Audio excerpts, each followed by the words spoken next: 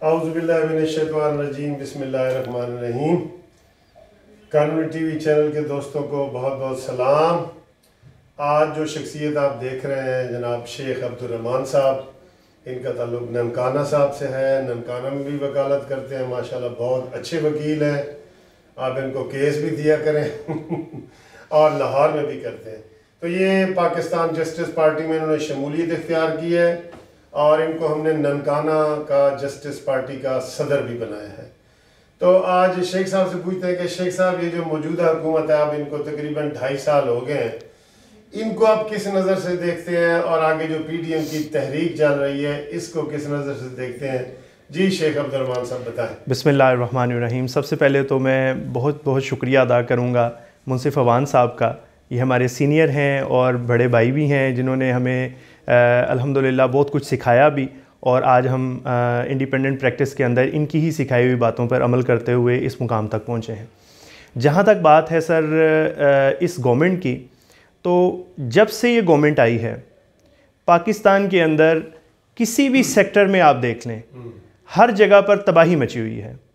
आम आदमी बहुत ज़्यादा परेशान है महंगाई की वजह से, जॉबलेस होने की वजह से।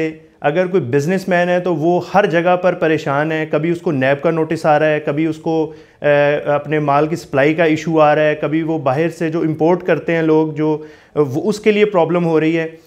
हर जगह पर आपको लास्ट 2 ईयर्स से, जब से ये गवर्नमेंट आई है 2.5 ईयर से, ये परेशान ही है। और अगर हम इससे पहले वाली गवर्नमेंट को देखें, हम किसी को सपोर्ट किए बगैर न्यूट्रल होकर भी अगर हम एनालिसिस करें तो हमें समझ आता है कि अगर पाकिस्तान की GDP ग्रोथ रेट 5.9% पे थी, जॉब्स क्रिएट हो रही थी, बिज़नेस स्टैब्लिश हो रहे थे, बाहर से लोग यहाँ पर इन्वेस्ट कर रहे थे, CPEC अपने अरूज पर था, तो अब क्या हो गया अचानक से? असल में मिसमैनेजमेंट की सबसे बेहतरीन एग्जाम्पल इमरान खान गवर्नमेंट है। यही एक वाहिद वजह है जिसकी वजह से ये सारी प्रॉब्लम्स क्रिएट हो रही हैं। और हमने ये देखा कि जितने बड़े बड़े दावे करके ये शख्स इस मुल्क की हुक्मरानी इसने हासिल की, वो सारे के सारे दावे धरे के धरे रह गए। और इसने हमेशा झूठ का साथ दिया, झूठ बोला और आवाम को धोखा दिया।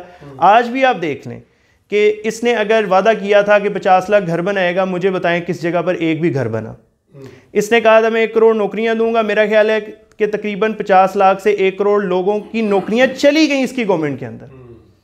तो अब अगर ये कोई भी नई बात करता है तो कोई भी शख्स इस पर यकीन करने का नहीं सोच सकता। इसके अलावा सर जो PDM की तहरीक है, हम उन तमाम जमातों के हवाले से उनके प्रीवियस रिकॉर्ड को भी देखें, ठीक है वो भी अपने अपने अदवार में बहुत सारी प्रॉब्लम्स क्रिएट करते हैं, लेकिन इससे ज़्यादा वर्स्ट सिचुएशन हमने कभी भी नहीं देखी। किसी भी गवर्नमेंट, किसी भी लीडर की ये जुर्रत नहीं हुई थी कि वो आम आदमी के किचन पे अटैक करे। इस शख्स की गवर्नमेंट जब से आई है, ये बहुत सारे जो लोग हैं उनके ये लीडर हैं और बहुत लोग इनको पसंद भी करते हैं इमरान खान साहब को, लेकिन प्रॉब्लम्स अपनी जगह पर मौजूद हैं और बढ़ती चली जा रही हैं। हमने उनको पॉइंट आउट करना है। आप देख लें, आम आदमी दाल खाता है, गोश्त खाता है, सब्ज़ी खाता है, वो हर चीज़ आसमानों से बातें कर रही है उसके रेट्स। अदरक एक बिल्कुल एक नॉमिनल सी चीज़ है जो 1100 रुपये किलो हो गई है, और इसके अलावा और बहुत सारी चीज़ें। अब बतौर एन एडवोकेट हम ये बात यहाँ पर इसलिए कर रहे हैं क्योंकि हम भी इसी सोसाइटी का हिस्सा हैं, हमने यहीं पे रहना है, हम भी यहीं से अर्निंग करते हैं, यहीं पे स्पेंड करते हैं। तो हम अगर आवाज़ नहीं उठाएंगे आम आदमी के लिए तो कौन उठाएगा? इसके अलावा जो PDM की तहरीक आई है उसमें उनके बहुत सारे प्रॉब्लम्स होंगे, उनके एजेंडे भी होंगे, लेकिन अगर वो आम आदमी की आवाज़ को मेन स्ट्रीम मीडिया पे लेके आने में कामयाब हो गए हैं, तो क्यों ना हम उसका साथ दें ताकि मुल्क के मसाइल किसी हद तक रिजॉल्व हों और इस गवर्नमेंट को या तो अकल आ जाए या इसे जान छूट जाए। थैंक यू वेरी मच जी शेख साहब, आपने बड़ी अच्छी बातें की हैं।